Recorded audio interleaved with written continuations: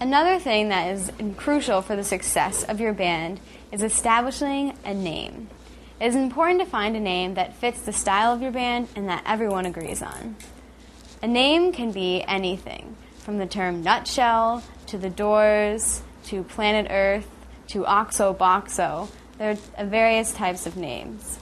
If you're looking for your band to go large, it'd be very important that you make sure the name isn't used by anybody else and establish rights to your name.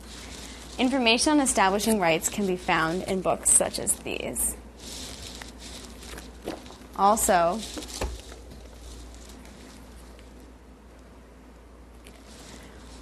when you have chosen a name and figured out how to use it, you can put your name and register on the United States Patent and Trademark Office webpage.